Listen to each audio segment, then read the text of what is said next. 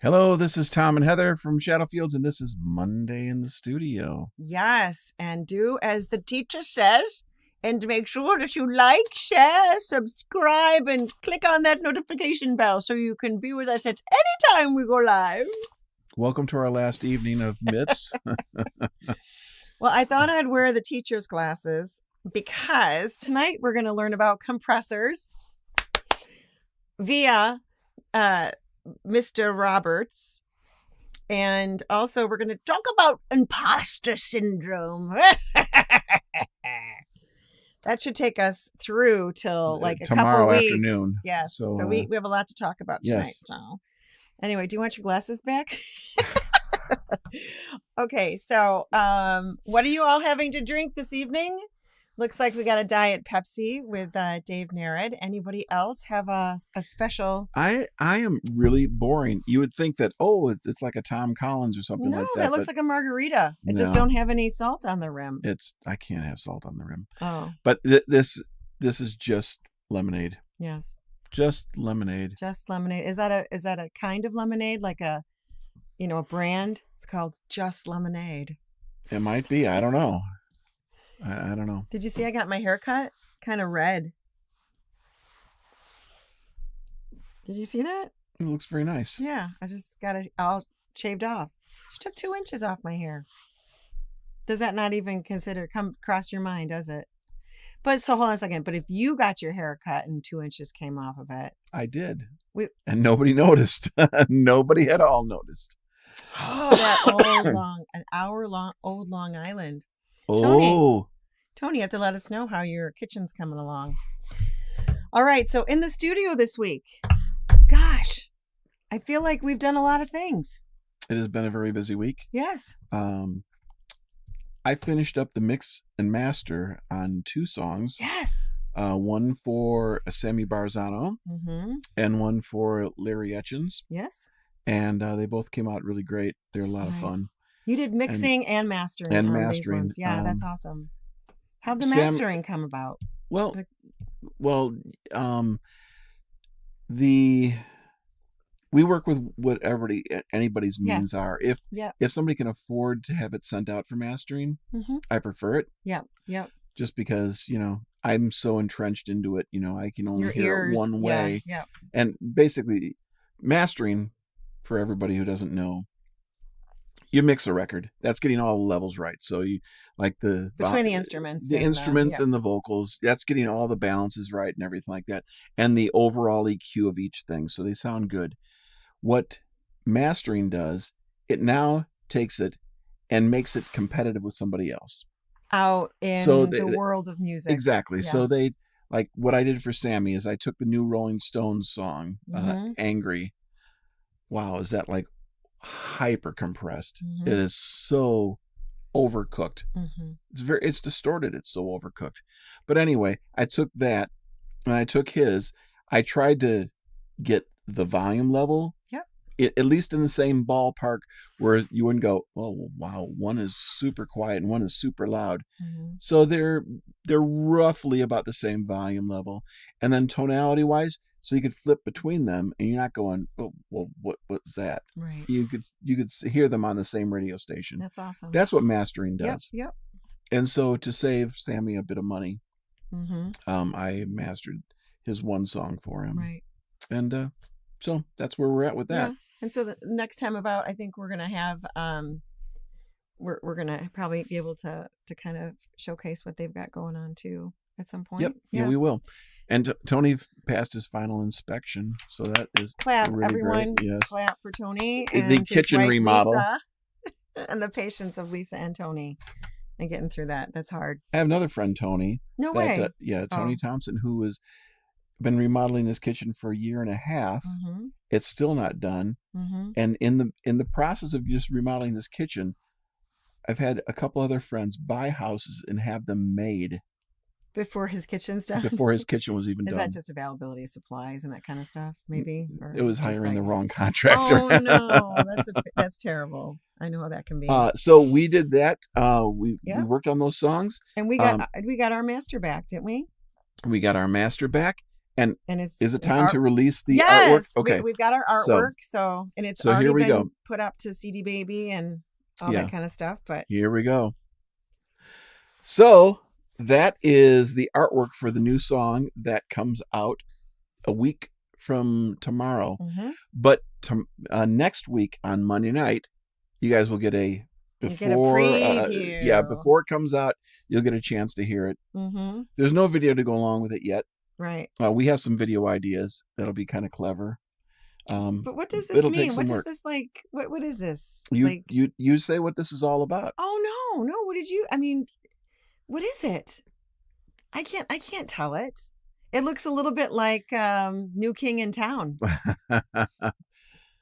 This is all about kind of a puppet master and getting your way, and somebody who has the right words to get exactly what they want. Yes. Unlike Jimmy, where he says the wrong thing at the wrong time to the wrong person. Well, not always, but this is definitely kind of a puppet master kind of thing, and we're already starting to think about and play around with videos that we want to create for this one. And hi, Steve and Becky. Hi, Steve. Hi, Becky. How you guys doing? How you feeling, Steve? But this one is another 2 minute and 23 second song. No, this is actually it's kind of a Garfield goose crown, isn't it? And it actually kind of looks like a little bit of a goose. It looks like a goose. Yeah, it's kind of the goose thing. Yeah. Your mom had a goose outside of her house. How many other people's moms had a cement goose outside the door, and they would dress them at different seasons? That was definitely like something was going on for 30 years with that. Well, because my mom had it, but my grandmother had it before that. Yeah. And Steve. What are you trying to say, Becky? Anyway. Yes. So the song is very interesting. It's 2.5 minutes long. Nothing about gooses. No. It's all about fantastic manipulation. It's about manipulation. That's pretty much what it is all about. Yeah. And sometimes, honestly, manipulation is not really coercion manipulation. It's more like someone who actually believes that what they're doing is going to be for the positive good of somebody, but another person could see it as manipulation. And you're singing it in the first person as if you are the... I'm the manipulator. Would that be the protagonist or the antagonist? A little bit of both. How about both? It could be both. Yeah, I'm not sure. Yeah, who needs to have a fake one when you got... Yeah, but you got to catch one and dress it up. Yeah, how do you dress those up? That's the difficulty.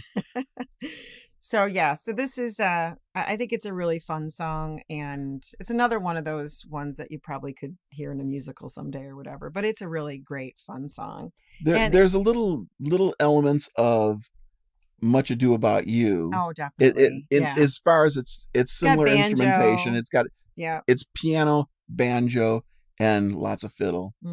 But it's not upright bass. Yep. And it's all electric bass, and it cranks. It really cranks. I think we kind of hit our stride on that one a little bit. Yep.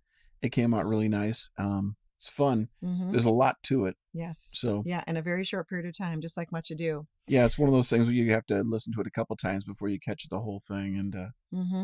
And so we have another song that we've been working on as well. So we had some recording that went on this week. We did more recording, and Tony Metters was in the studio on Saturday, I think it was. Yep, Saturday morning.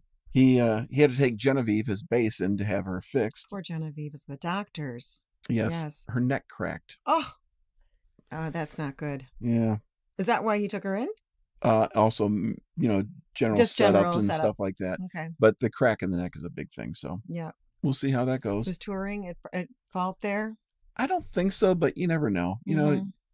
You can't, we harness Genevieve up in the trailer. She's like, I hope nobody starts She's listening. ratchet strapped to the inside of the trailer on the ceiling. Yes. With cushions underneath her. We put some foam padding underneath her and then ratchet strap her up to the top of the roof with foam pads at the top. So she's sandwiched between foam, but still, it's a little bit like thousands and thousands of miles. Upright She's base gone like abuse, that. as far as I'm concerned. Yeah.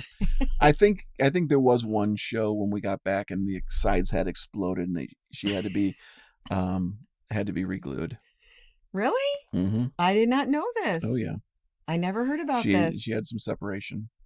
Oh my goodness. If anybody comes on to this particular episode about midway through, like your discussion about like hanging Genevieve up in the back of a trailer. Not realizing Genevieve is a big upright bass. Yeah, it's just a bass, people. If you're coming on right now. Yeah, so Tony was in here and then you did some work on it yesterday as well. Yes, I did. Mm-hmm. So we this coming up in this particular week, we've also got some other stuff going on. We got people coming in to work on their songs. Yep. So a few of that going on in the community studio side of things. Yep. So we're pretty busy. Okay, so now that we talked about that, let me put on the glasses now. Mr. Roberts, how are you tonight? Will you be talking to us about compression? Apparently so. So yeah, last week we talked about amps and preamps and we talked about preamps last week. If you're dying to know more about these things and you weren't on last week, you'll have to listen to the prior episode. Yeah. Because tonight is about compression. Yes. Teach us. So we're talking about the building blocks. Obviously, I showed you before, like that that and that and another one down there and another one down there. Those are all compressors. I have 6 compressors in the rack. So what do compressors do? Compressors compress the dynamic range of something. Okay. For instance, some people will sing very softly, then they'll sing really loudly, and they'll go back and forth between really soft and super loud. That doesn't make a good record. No. You can't use that. So you want to try to even that out as much as possible. And if you listen to pop music, the vocal in pop music has no range at all. Mm-hmm. I mean, the vocal is right there in front of your face all the time. Mm-hmm. Back, 70s, 60s, and earlier, those kind of recordings, they didn't use compression that much. Mm-hmm. Compression became more of a thing. Mm-hmm. And for people who are just learning how to mix, compression is one of the last things that they can understand. Yeah. Because yes, you can squash it so that it's always the same. So it's always right there. Right. But the way you do that and the settings that you work with change how it reacts. Mm-hmm. So, can you give me an example? Yeah. For instance, I'm playing a guitar. Mm-hmm. I want the guitar to sound like it's back there, mm-hmm. but I want it to be always heard. Mm-hmm. Well, on a compressor, you have the attack, you have the release. Mm-hmm. And the attack is once your sound, your sine wave, once it's reached the threshold, it's gone over the threshold, mm-hmm. how fast is it going to grab it and push it back down? Mm-hmm. That's the attack. The faster the attack is, the further away mm-hmm. it sounds, because things that are not compressed are the things that sound closer to you, because it's the attack. You want to hear that initial transient. Explain it like, when people hear, maybe people understand the Doppler effect. So you're by the window. They have nothing to do with each other. But is the attack like when you're hearing exactly everything? The easiest way to understand it or to hear it is if you had a compressor in front of you and you're listening through have a microphone on a snare drum. Yes. You hit the snare drum. If you have a slow attack and a fast release, the snare will be like right there attacking you. Right. Because you're going to get the initial transient, which like blows you away, and then it's going to clamp down on the sound. So that is how you get things up front. Now, if I was to make it a fast attack and a slow release, that snare now suddenly has no pop. Mm-hmm. It doesn't go. You don't hear it. It doesn't hit you. Yeah. It sounds like it's more background, like it's in the room, but not right in front of you. Got it. So let's go back to the preamp, because now that's the first thing that happens is it comes in. Preamp sets our signal. The signal to feed into the compressor. Then there's something else that the compressor then does to kind of It controls provide what the sound is going to be. It controls the dynamic range. And then those two things together, that's what goes into the what computer. goes into the computer. Right. Right. You could also throw EQ in there as well, but we don't EQ typically on the way in. Right. Right. I don't think people understand that there's like typically it would be, oh yeah, well I recorded into a computer. Like it's just like it's in the computer. But there's a lot there are that's ways happened. to do it. You could Right. have like a USB microphone and plug it into the computer and you're Right. done. Right. But the hardware, the preamps that we use and the compressors we use are very, very nice. Mm-hmm. And you can abuse those in ways that you can't with the plugins. A plugin is like a virtual effect inside Right. software. So a virtual compressor is never going to have the same reaction as a hardware compressor. Okay. So I can make a hardware compressor just like slam the needle. It's still going to sound good. When you slam the needle on a plug-in compressor, doesn't typically sound good. Right. Because they only have this little window of good operation. Is it also that if you really don't do some of the compression on the way in, you're gonna have to do more. You'd have to do more if it was just direct into the computer. Like you'd actually have to manipulate it much more in some ways. If it was just direct into the computer with a plug-in, it might also sound good, but it also you have more to do. Correct. With that, which we had done in the past. You right. know, we just do a little bit of compression. Hi, Houdini band. Yeah, this is fun. I love hearing about there's a lot of stuff I've heard you say, but I'm not sure that I actually had understood that entire flow. Well, some people think that it just happens. You just get all the stuff magic. in there and it just happens. But there's actually a lot of work that goes into figuring out what frequencies are masking other frequencies so you can't hear a certain instrument. Right. Or why is the drum sound too far away? The compression might be wrong. You know, why is the voice too far back? Well, you don't have enough compression. Right. You know, there's all kinds of little things. And those are tricks that you learn over time too. Right. Like you'd play with exactly nobody the dial, right? Nobody just sits down and instantly is a genius at this stuff. Right. You know, it's just like everything else. Who invented was it Gladwell? Malcolm Gladwell? Was he the one who came up with the 10,000 hours? To become proficient at something, I don't know it takes 10,000 hours. Yeah, I don't know. Hey there, everybody. This is really nice to have a full house tonight. This is awesome. Is there overall compression of the entire piece that's done to be more efficient for streaming? Did you set him up? I did not. What a fine question. That is a fine question, Tony. You get an A+ from the teacher. Well, first off, we have things like each of the individual instruments is being compressed. Yes. Sometimes they're being compressed multiple times, such as your voice. Yes. On this new song. Oh, yes. There's actually 4 compressors. Just shut up. 4 compressors, but each of them are doing a little something. Okay. And they each add a little bit of their own character to what we're doing. And so, wasn't I enough of a character? So there's your voice. Now you get into the master bus, which is the stereo output. That has compression on it as well. That takes everything, and sometimes they call it glue. It makes everything feel like it's all together. So hold on a second. Make it sound like a record. This is compression after the compression. Compressor. Yes. But is there a difference between what you call that compressor and what's already in here? What's as a plug-in? No, they're very similar. The ones in the computer are modeled on the things that I'm using. Would you say this is a hardware compressor versus this is a hardware and a plugger is software? Yes. Okay, yeah. So you use 3 software and 1 hardware on my voice. Yes. Okay. Of compression. Yes. Plus 2 EQs. Okay. And I'm feeling a little embarrassed. I'm getting red. No, I'm you would do this with anything. You know, some people even use even more than that. But beyond just the stereo bus compression, that was what you would do before it's going to be mastered. Now, when it's mastered, the whole key behind mastering does 2 things.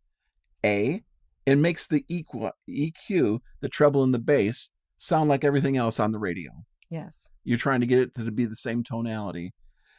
The other thing you're trying to do is get as loud as everything else on the radio. And that's the compression. And compression, and there's a certain kind of compressor called a limiter. And a limiter is what's used in mastering. There's a compressor as well. So I'll use me on the stuff I worked on this weekend. I actually used one compressor and 2 limiters. The compressor just did 1 or 2 dBs of compression, just make things a little lively, but made it all glue together.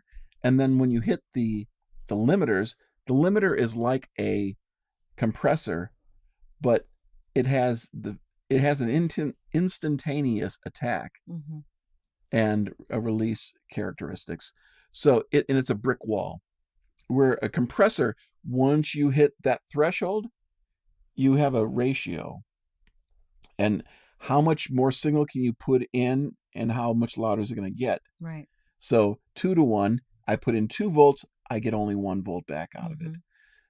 A limiter, when you hit that ceiling, you're done. Right. That's it. Yeah. So if it squashes it.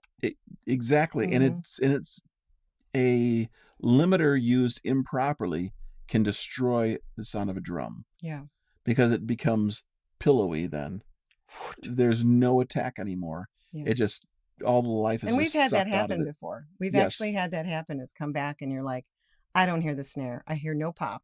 Right. And we got to send it back. Exactly. Yeah. And it's usually, you got to dial down the limiter. And so let's just recap. So there is a compressor going in that happens when compression that happens before it goes into the computer.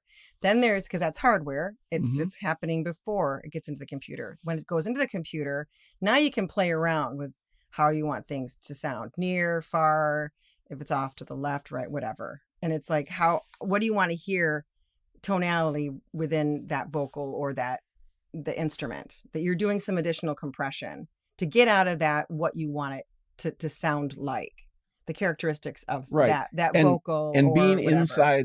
inside the computer, all those things, if I don't like them, I just turn them off. Right. But when you're recording, whatever the hardware was that you used, you can't take that out. It's there.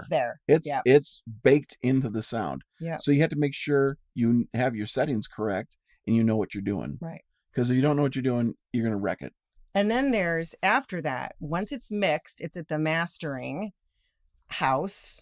It's the master engineer will be looking at it to say, okay, now what do we want the whole thing to sound like? Right. What's that characteristic of that whole thing? A mastering engineer isn't going to say, oh, I'm going to turn up the bass now, the bass guitar, or I'm going to turn down the guitars. Right, because I'm going to make the piano louder. You would have worked on those within. He has no control over that. All he has is a stereo file. Yeah. It's just like you in your car. You got, treble, bass and treble, and that's about it. Yeah. And so it's usually very small changes. When I worked on Sammy's thing this week, I added maybe 2 dB of really super high end just to get a little more airiness to it, and 1 dB in an upper mid range, and that was it. There was nothing else to it for as far as EQ. But it's to make it competitive. Right. That's the whole thing, is that it's going to be similar to everybody else, because you don't want to be like the one recording that comes out and people are like, I gotta turn my stereo up really loud to hear this thing. Yeah. It used to be more of a deal when CDs were the main thing, because CDs you could put them at any level. Right. Now with streaming services, they're clamping it down anyway. Right. So they aren't putting compressors on it, but what they'll do is take Spotify, for instance. Yes. Spotify is going to go with a number called 14 lufs, loudness units. Right. Full scale. That they're going to prevent anybody from going louder than 14. That 14 is measured across the entire part of the song. So the super loud parts will be louder than that 14, and the quieter parts will just be quieter. Right. But the average over the whole song is going to be 14. If it's louder than that, they're going to take the whole track and they're just going to lower the level. They run it through an algorithm that determines how much louder is this than 14. And we have that with some of our plugins. I could just drop a file on there and I could say, oh, that came out at -7. Right. -7 is That's 7 shivering. dB louder than a That's loud. -14. Yeah. And so I know that Spotify is going to take that and they're going to lower it by 7 dB. Right. So would you consider that's like the last batch of compression in some ways that happens with the entire song? If you were going to launch it out there? Actually, you'd think it would be, but it's not. For streaming services, mastering, the compression, and the limiting, that's the end of the line. But now, if you send it to a radio station, like terrestrial radio, the FCC forces them to have specific levels, and they use compressors. Because of radio airwaves? Is that there was the whole thing back, was it the 80s or 90s, where the FCC really started clamping down on, like, even on TV, that commercials could not be 20 decibels louder than the show. Yeah. And so radio stations, they have their own compression because they can't handle the dynamic range, and also because of noise. Like if you listen to FM, there's a certain amount of hiss in FM radio. Right. And so to get rid of that hiss, they bring the whole level up and then squash it even further. Well, that's interesting. So, yeah. All right. Compression is a very big part of modern recording at this point. Right. So any questions from any of you online? We'd love to hear from you, and let us know that you've loved this teaching lesson from Mr. Roberts. You forgot to put your sweater on and put on your It's a beautiful day in the neighborhood. A beautiful day for a neighbor. Would you be mine? Sure, I knew you could. All right, so we have just a few minutes left. Yeah, we're going to set this up though, because I was talking to Tom about being an imposter, and like, what would you do if you're gonna actually have a TED Talk? And yes, we should do. Should we do auto? No, you'll just get them upset. We could. That's a that's a kind of thing. because that would be fun. But I thought we would spend a little bit of time next week talking about imposter syndrome in music. And there's imposter syndrome everywhere. Everyone's got it. Come on. Except I don't think doctors have that. Imposter. I feel like doctors all think that they are know-it-alls.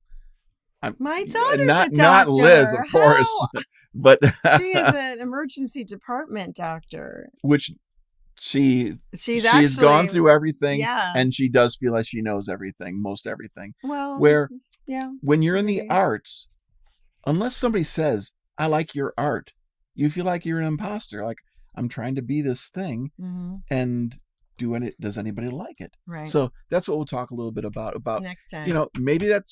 Maybe there's an imposter syndrome in barbecuing. No, there couldn't be that.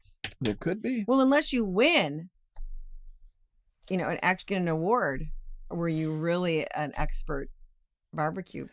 See, there's certain areas you don't want somebody to have imposter syndrome, like a pilot. You don't want your pilot to be suffering from imposter syndrome. No, that's very true. But Thank you, Tom. I feel it's tied mostly to the arts. Yeah. Things that are subjective. Yes. I mean, I would like to talk more about it next week. So yes. Okay. We'll talk more about it next week. Thank you, Mike. I'm so glad you guys were all here with us tonight. Yes. We enjoy every single one of you. Thanks for being with us on this crazy ride that we're on. We look forward to having new music out next week. Next week, we will play the new song. Yeah. We're excited to share that with you. And thanks for being with us. We're Tom and Heather from Shadowfields. Please like, share, subscribe, tell a friend. See if we can make this even more crazy. Mondays in the studio. Thank you, everybody. Have a wonderful, wonderful night. And we'll talk to you all next time. Take care. Right. Bye-bye. Good night. Mwah.